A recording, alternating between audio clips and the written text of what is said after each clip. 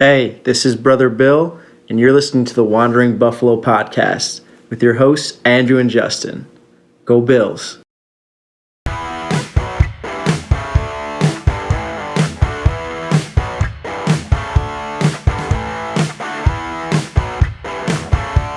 Hello and welcome into another episode of the Wandering Buffalo podcast, a show on the Buffalo FAMBase network.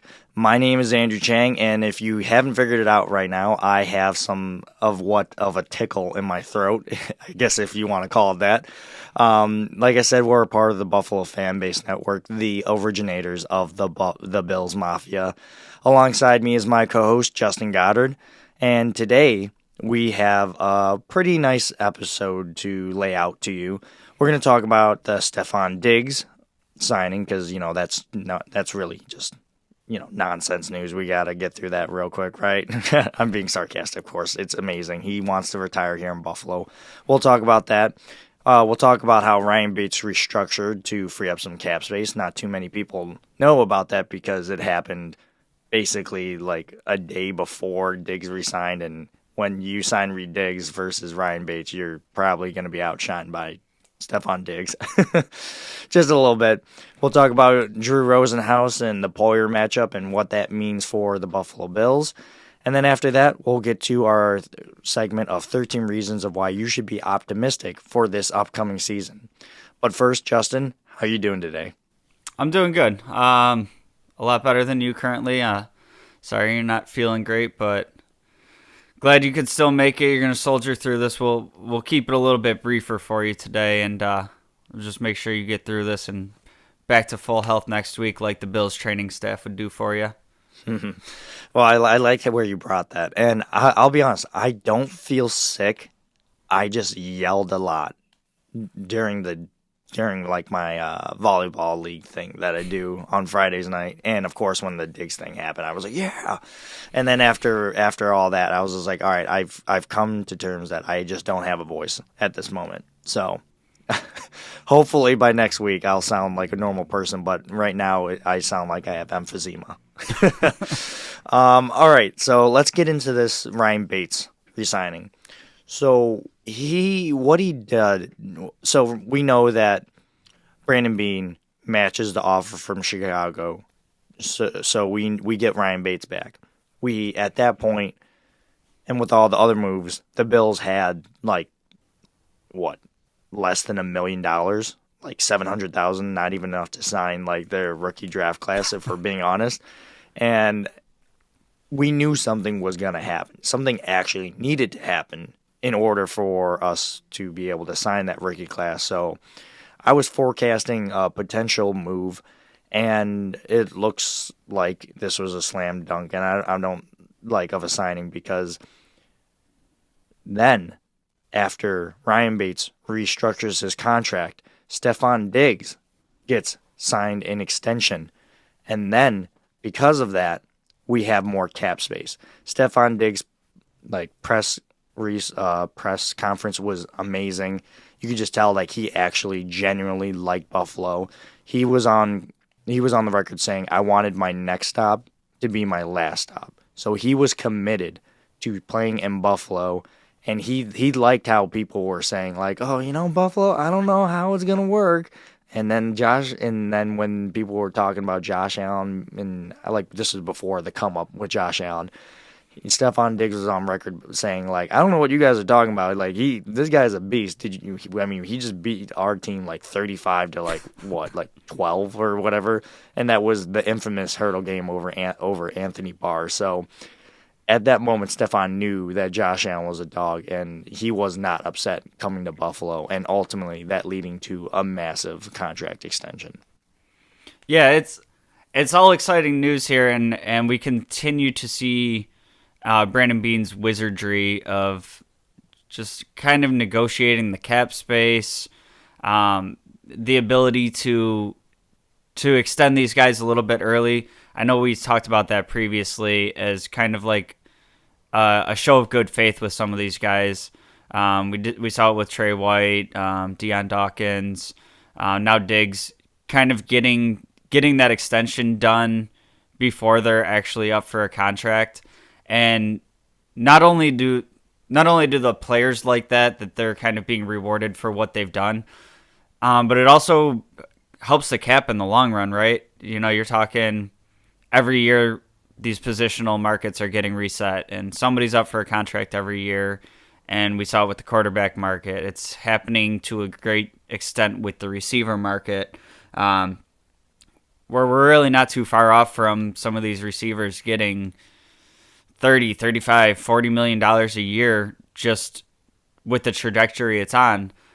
So I mean, you put another year or two of that elite performance that Stefon Diggs puts out there. If you don't get this contract done now and you wait a year or two to do it, you might be talking another $12 million annually because you kind of wanted to drag your feet on it. So I imagine the ridiculous amount of money that it looks like right now. I think you project out a year or two and where that wide receiver market goes with new TV deals and the salary cap going up, and all of a sudden it's going to look like, that was a steal of a contract in a year or two. Yeah, he definitely got ahead of the curve when you think about other wide receivers that need to get signed, such as Deebo Samuel, A.J. Brown, who else am I forgetting? Justin Jefferson. And not to say those wide receivers are better, but what we're seeing right now is that the market is being set. And the market really got set with that Tyreek Hill contract, which kind of muddied the waters, and you weren't really sure, like, okay, are the Bills going to be able to keep Stefon Diggs? We're seeing a lot of quote-unquote cryptic tweets. What does this mean? Does he want out of Buffalo? And it's so funny because in my head, I had a feeling like, I feel like he's just tweeting. He's just using Twitter the way you're supposed to use it. Like, just by have a fleeting thought, put it out there, and everyone's like diving so hard into it, like, oh my God, what is this? It's not as painfully obvious when he said it's time for a new change when he got traded from Minnesota to Buffalo. Like, if he put something out like that, then I'd be like, oh, okay. But he's saying stuff like, make your own luck, so like hinting towards a contract extension. Speaking of the extension and the dollars and whatnot, I'll be honest, guys, folks, I'm not really good with understanding how the salary cap works, and that's okay because I'm not a general manager. But I am looking at this article written by Matt Warren, and I'm just going to quote it directly because I think it does a real good job of painting a picture of what the Buffalo Bills and Stefon Diggs were able to essentially do. And then, Justin, I'd love to hear your thoughts after. With 2 years left on his existing deal, the Bills could have ripped up the contract and started over or just completely reworked those 2 years. They chose the latter, adding 4 years and $96 million to the $25 million Diggs had remaining on the final 2 years of his contract. This is a result of a 6-year contract with an average annual salary of about $21 million. Instead of making $12.775 million and $12.85 million in cash over the next 2 years, Buffalo shifted a bunch of money near the start of the contract in the form of a signing bonus and a 2023 option bonus, which will spread out the cap hits. That will virtually double his cash payouts over the next 2 years, from $25.6 million to $49 million. So basically, they were just like, hey, Stefon Diggs, you want this giant check? Help us out, and we just give you like double the money that you're getting right now. Like, you cool with that, buddy? And he was like, yeah, okay. Yeah, maybe. Ever since he'd come to Buffalo, like, the Bills, Brandon Beane and the Bills have done nothing but shown that if you do your job and like you go out there and you contribute to this team, the Bills are going to do their best to keep you. And well, quickly, Justin, do you have anything you want to add to that before we transition to the next talking point? Yeah, kind of similar to what you said. I've gotten to the point where the further and further I get into like trying to have better football opinions and analysis and whatnot. The cap in these contracts that GMs and players work out and agents, they're crazy, man. And a 6-year deal might actually be like we saw with Von Miller. It's really more of a 3-year deal, and then there's outs in it and whatnot. What I really like about this Diggs deal is, so it's kind of got the front loaded aspect to it while freeing up cap space. So yeah, he's gonna make a boatload of money, but also doing it the way Beane constructed it, it also gives us a little bit more cap flexibility here, and that coming into play when you're talking about signing the rookie class. We're still looking at what are we doing at CB2? We're gonna need some money to play with there, and it'll kind of lead into what we're going to talk about next, but I don't think Beane's done tinkering yet, and I'll address that in a moment here. Yeah, so you've already hinted towards this, and if you're on social media, this Jordan Poyer signing with Drew Rosenhaus thing has become a massive talking point for us, and as Bills fans, and it's mainly because of who his new agent is, which is Drew Rosenhaus, who is known as like the powerhouse of getting big money contracts. And everyone was like, oh God. And then Rachel Bush put out there like, hey, yeah, all pro Jordan Poyer. He deserved to get paid. And it's like weird because like everyone like you feel a certain way about Rachel Bush amongst Bills fans. You either like her just because she's advocating for a significant other, which I genuinely understand. Like, if you're doing good at your job, but you're getting paid like someone below you, wouldn't that make you upset?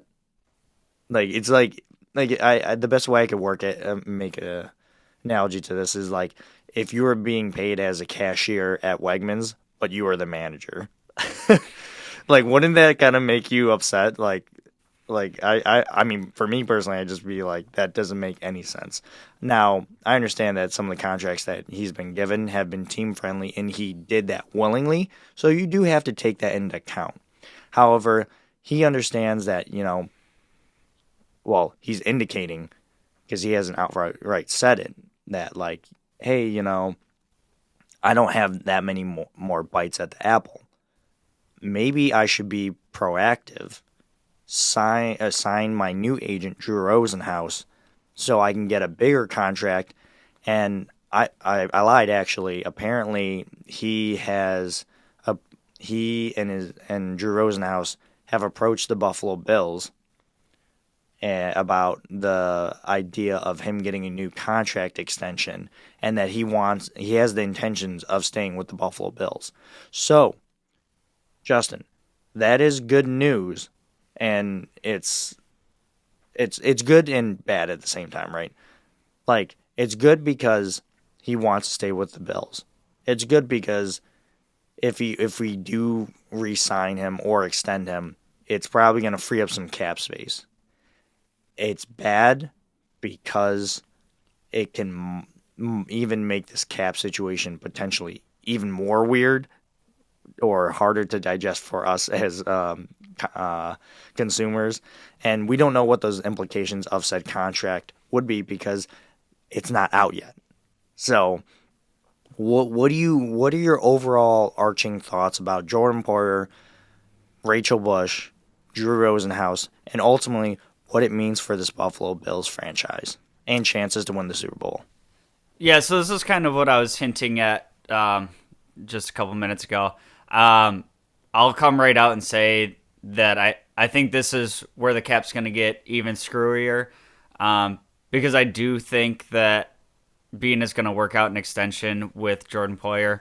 I don't think it's going to be nearly as ridiculous as we think it might be because Drew Rosenhaus came in. Like, Drew Rosenhaus is, like you said, he's a power agent, but, Beane seems to give his players a pretty fair evaluation and what the market's dictating, what their age is. All those things typically seem to be factored in pretty well when Beane works out these deals.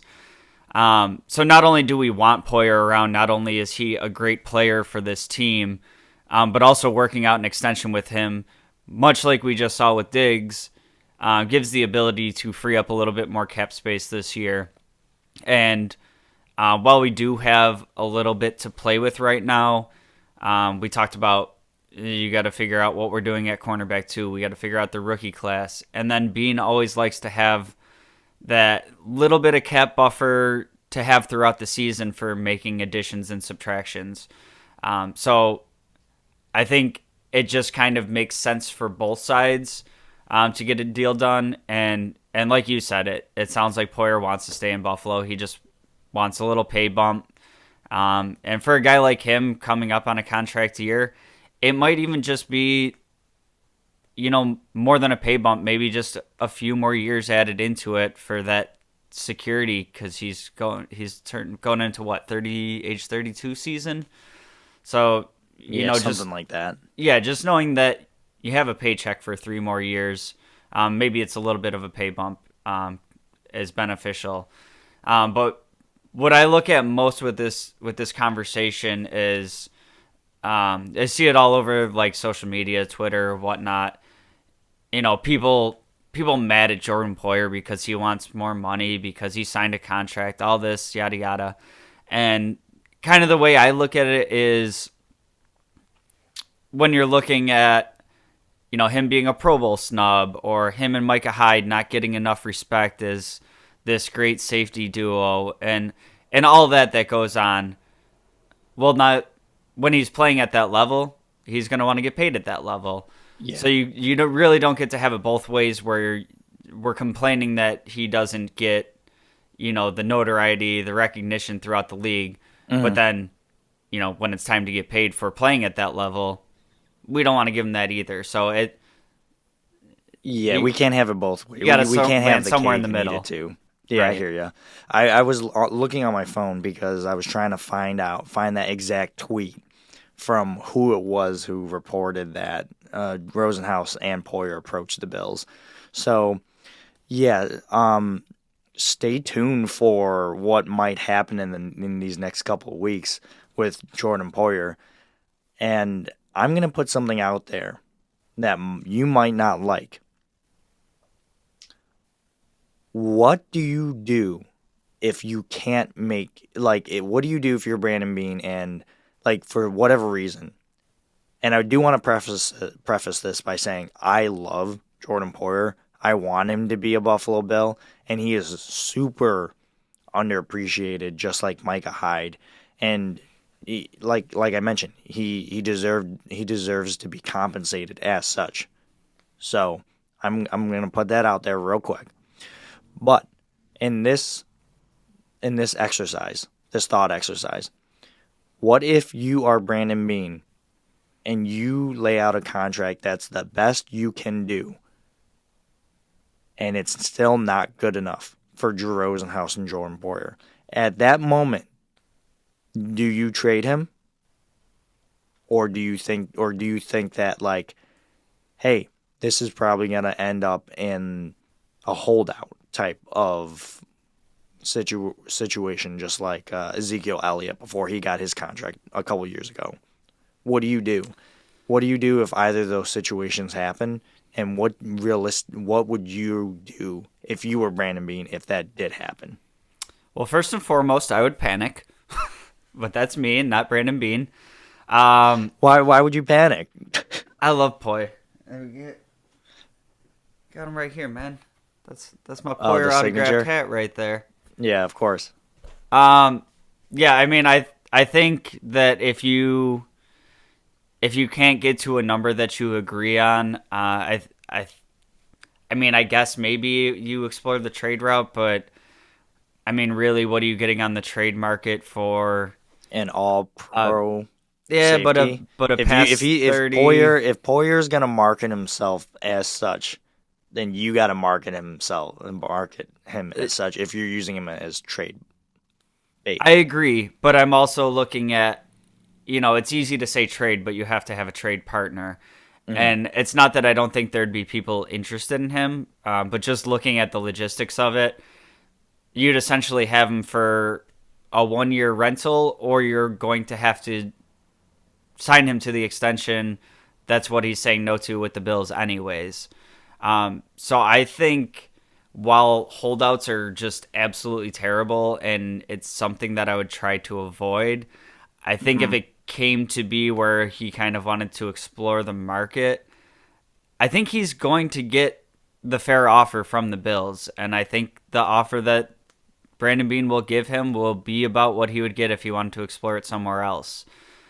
So, like I said, I am very confident that something gets done and we end up seeing this be a non-issue. But Well, I'll put it like this. So I was listening to a podcast with Joe Piscaglia and who else? I think Matt Perino, and they were talking about this exact instance. And this is why I wanted to ask you, because they like trades. And they were talking about the draft specifically, and Tremaine Edmonds, because he's so long and lengthy, and they really, really gravitate towards someone like that. They think that I can't speak for them, but this was tossed out there. Let's say Poyer can't be re-signed or extended and whatnot, and they end up trading him with one of the Giants' first 2 picks, along with like a future first, because you're basically banking on that future first being basically a second round pick, because it'll be like towards the end of the draft anyway. And you trade up and get a guy like, I don't know, Kyle Hamilton out of Notre Dame. And then I was driving when this happened, but I actually almost paused driving and like thought to myself, and I was like, I wonder what that would be like. I don't know if I would want that, but it did give me a second to stop and think, like, I don't know how I feel about that, because I like, some of us would be like, oh yeah, do it, but like in another way, I'd just be like, I feel like I'm betraying Poyer. But like, and unfortunately, this is a business league, so like, if they did do something like that, I would understand it. Would I be happy about it? I don't necessarily know. Ask me after how that season goes, and then I'll let you know. But I guess, like, if something like that would happen to you, if it happened to us as Bills fans, would you be mad or happy about it? I would have really mixed emotions. Kind of like you said, I would need some time to. I wouldn't really have an accurate judgment until I got to do it in hindsight, which isn't really fair. For me, I think this is one of those, what is it, a bird in the hand is worth 2 in the bush type deals. I've never heard of that before. It's kind of, the quantity, the knowing what you have and the value in one thing being Poyer. And yes, the idea of getting Kyle Hamilton on your team, like, that sounds great and everything. But we see it every year in the draft. No matter how blue chip these players are, there's misses all over the place. You're definitely banking on the fact that this guy with unbelievable traits. Unbelievable traits, length, size, instincts. And you know Brandon Beane and that draft room. They love stuff like that. And current examples of that, again, Tremaine Edmonds, Spencer Brown, Josh Allen. Yeah, I mean, Dawson Knox. I like the idea of it. Athletic monsters. What you're giving up to get that high? It's just a little rich for my blood. I feel like, hey, that's okay if you feel like that. We're just this is all hypothetical. Yeah, but I thought it was a very interesting talking point that Joey B and Matt Perino brought up, because I was like, I wonder how I feel about that. And the answer for me is still, I have no idea. Yeah, this is the time of the year for some like really fun hypotheticals like that. You start plugging stuff into the mock draft simulators and whatnot. I think there's other options throughout the draft that I'm not sure that regardless of the talent level, if I'm mortgaging future drafts, like talking multiple first round picks to get up that high for a safety, if I was doing it for a quarterback, yeah, but that's about the only position I'm really, because going from 25 to that top 10 range, you're giving up a lot to get there. So if he were falling down the draft board and it's somewhere in the 15 range, sure, maybe we pursue it. But the other thing with this whole Poyer situation is you can go into the draft and not have that situation resolved yet, and you can look at those options, and then kind of changes the leverage. Like you said, it starts to sound kind of grimy, but it is kind of the dirty business end of the NFL too. Yeah. So we definitely talked about the Poyer contract thing a lot longer than I had originally intended to. But Likewise. I really, really enjoyed the fact that we were talking about it. And, at the end of the day, Jordan Poyer deserves to get paid. He really does. He absolutely does. And old Buffalo Bills regimes in the past would let players like Jordan Poyer walk. But this Bills regime has shown that, hey, you come here, you do your work, you have that right DNA, we want you here. We've seen examples of that not work out. Oh, what's his name? Quentin Spain. Gone. Darrell Williams. Unfortunately, it was just more of a money thing for him, but gone. But you've seen when money not really be, and this season, this offseason in particular, we've seen money not necessarily be an issue for the Buffalo Bills. If they want you here, they will make it work. They will make it work 100%.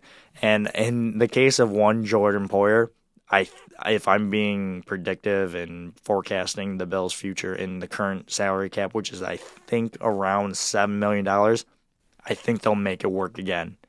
And if not, I hate saying this because Trust the what process. Is this? Yeah, I hate saying that. What does that actually mean? But but if they do end up doing something like this, I'm just gonna have to, take a step back and just go all right, Brandon Beane, you've done nothing but proven that you can build a Super Bowl worthy team, so I'm gonna put faith in you.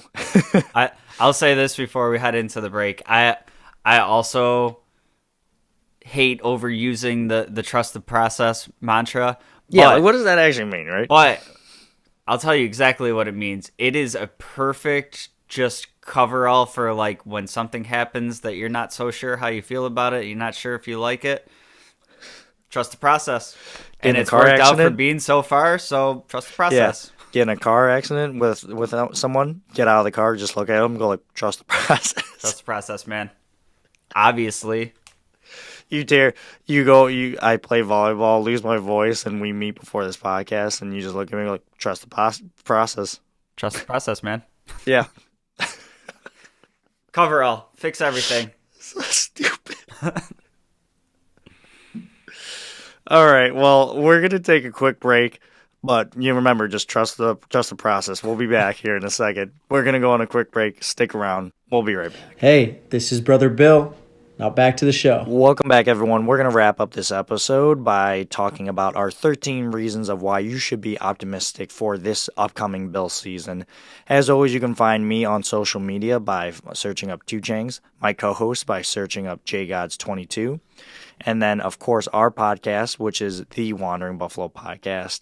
And we're on most social media and podcasting platforms, and even on YouTube by searching up the Wandering Buffalo Podcast. Welcome back. All right, so Justin, we are getting towards the end of the 13 reasons of why you should be optimistic. And, when we get there, when it comes, I'm not so sure what we're going to be talking about. I know we got a lot of fun ideas baked in, but I am going to miss this 13 reasons of why you should be optimistic segment. It's a great thought exercise, and it's really I don't want to say optimistic, but it's a half glass full approach to everything. And as we mentioned at going into the break, it's a trust the process type of approach. So so let's recap the 10 previous reasons. Number 1, Brandon Beane, great guy. Number 2, Gabriel Davis, great guy. Number 3, Tre'Davious White and medical staff. Everyone on here is great, so I'm not going to get into that too much. Number 3, Trey White, medical staff. Number 4, defensive line improvements. Big facts on that. Number 5, Buffalo has become the destination for free agents. Number 6, Bills wide receiver room will improve. Number 7, Rick Bates situation. By the way, what a guy to end the season strong, then get matched by the Bills, and then the Bills came up to him and was like, "Hey, you trying to restructure your contract?" And he was like, "Yeah, I'm down." So also, Rick Bates, Ryan Bates, he the man. Number 8, safeties. Number 9, draft optimism, which is the draft is coming up real soon here, Justin. And number 10, Dawson Knox. And my good sir, you have number 11. So, number 11, give it to us. So number 11 on the reasons for optimism, I'm going to go with the process. Shut up. I'm just kidding. I know you were. So I picked Tremaine Edmonds for today, and this was one that I kind of waffled a little bit. Doing the show with me that I've had criticisms for Tremaine Edmonds in the past, and some of them, I've been rewatching all the games from last year, and there's a lot of it that I feel like was unfair criticism as I rewatch the games and really focus on him. I think part of what leads to some of his criticism is, we did trade up in the first round to get him. He was an 18th overall pick. I think he was 16th. Regardless, he was like middle round, middle first round. Mm-hmm. Right. So I think part of it is that draft pressure. If he was like a second round pick and played at this level, everybody would be pretty okay with him. But watching these games back, I'm seeing, sometimes he struggles with getting off blocks and whatnot, but there's just so many flashes where when he's kept clean, he's triggering downhill, and he's got like a running back in space, and he's just closing the gap on him. And the athleticism, the size he has, the way he moves for a guy of that size, I think all the talent is there. And the past couple of years, we've kind of done him a disservice with the line that's been in front of him. Oh, yeah. And I know that's been a focal point for Brandon Beane, and there's been some swings and misses here. And who knows how this defensive line ends up panning out this year, but the moves that we've made, I'm very excited for. Just right in front of him with Daquan Jones and Tim Settle, and on the edge with Von Miller and what you have to account for there, and some of these younger guys taking next steps. We already talked about the defensive line. But I think this is kind of that make or break year for Tremaine Edmonds, and I'm very excited to see what he's able to do this year with hopefully some better infrastructure in front of him to help him play clean, play the position the way this defense is set up for him to be able to play loose and free and clean. So yeah, so Tremaine Edmonds is, and I feel like a broken record here because I've said it on a couple pods, where I was fortunately able to be a guest of. Sorry. Apparently, when you lose your voice, you lose your thought process as well. So I can't speak either. So when it comes to Tremaine Edmonds, you either love him or hate him. Apparently, when you're a fan of the Bills Mafia, and I don't really understand why. Like, we're so willing to be patient with quarterbacks. Like, imagine if this was a quarterback who was entering his 5th year. Go like, all right, well, give him some time. He could probably be better.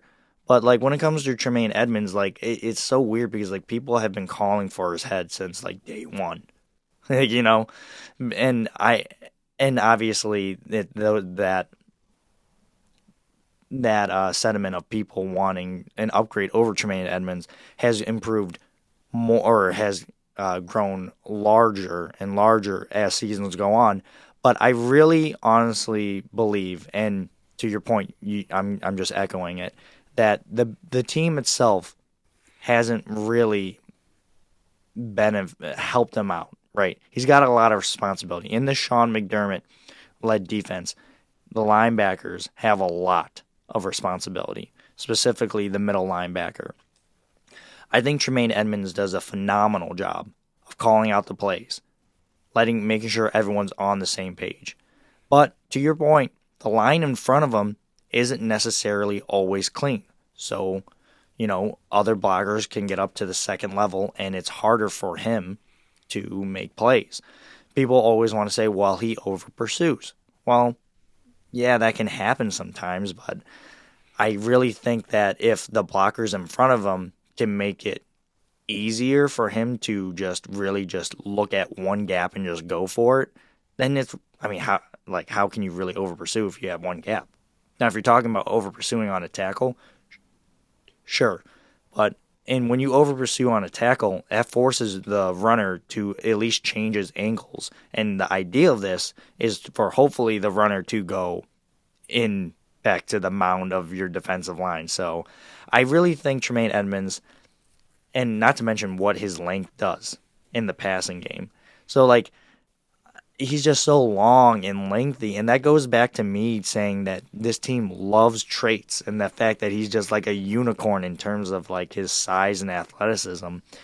That I think that I'm hard pressed to really say not, or what I'm trying to say is I really like Tremaine Edmonds, and he's a real good guy on and off the field, and I'm hard pressed to believe anything different. And you should be optimistic for him because the Bills believe him. The team believes him. The whole NFL really believes him because he's been a Pro Bowler for 2 years. He's got those accolades. And for whatever reason, people still want to say, well, let's trade Tremaine Edmonds. Let's upgrade him. And people are saying, well, they met with linebacker Chad Muma from Wyoming. Okay. Well, maybe they just want depth. We did just lose A.J. Klein. We didn't really address that. We signed Joe Giles Harris, I think. I don't know if that necessarily was the move, but we have re-signed some other linebackers in Tyrell Dotson and whatnot. But that doesn't necessarily mean that the Bills are satisfied with that. So I know I'm hogging the mic here, but I just really like Tremaine Edmonds and what he does for this defense. And I'm telling you, much like the argument that people were saying for Dawson Knox, just wait till he puts it together. Wait till it's all there. Wait till the situation is nice. And, man, there is nothing this young man can't do. Yeah, and kind of where I'll wrap up my thoughts with Tremaine Edmonds is... is there room for him to grow? Is it everyone can be better? Yeah, is it possible to upgrade him? Sure. But kind of all the stuff you touched on about him being the quarterback. Everyone can be better except for Matt Hawk. He can be gone. No, I'm just kidding. Matt Hawk ain't the... Yeah, well, he's going into training camp, but this isn't about Matt Hawk. This is about Tremaine Edmonds. Sorry, yeah. I had to toss that little joke in there. So, like I was saying... For him, for all the everything that's placed on him, being the quarterback of the defense, helping with alignments, all that, is there room to improve? Sure.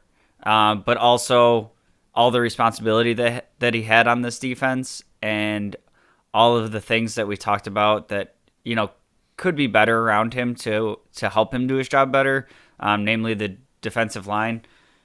He was still middle linebacker for the number 1 ranked defense.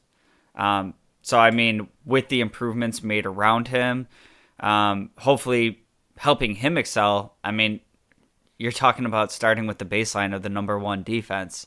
So I just really think that with an improved defensive line, with an improved pass rush.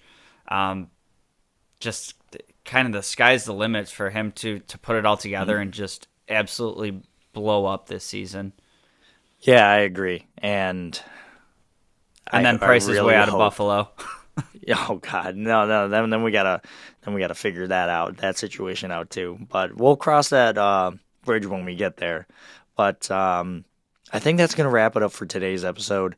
Thanks for sticking around and listening through my Kermit the Frog style voice. So really appreciate you doing that. As always, we are a part of the Buffalo FAMBase Network, the originators of the Bills Mafia. We're part of the Wandering Buffalo. We are the Wandering Buffalo podcast. Not we are the part. We are the Wandering Buffalo podcast. You can find us on most social media and podcasting platforms, and even on YouTube by searching up the Wandering Buffalo podcast. Justin, where can the good people find you? You can get at me on any of the social medias at jgods22. And you can find me laying in my bed scrolling through my Twitter line at my apartment. But if you want to find me on social media, you can find me at 2changs. It's been a pleasure, Justin. And hopefully next week I'll sound a little better. And we'll pretty much take the season as it goes. And we will really gear up for the draft talk because it is right there. I'm ready, man. Right there. So maybe we can bring our guy Dean on the show. Well, Dean. Yeah, I don't want to make him some empty promises, but, I'll reach out to him. We'll see what we can do. All right, well, take care and have a good day wherever you are listening to this podcast. And as always, go Bills.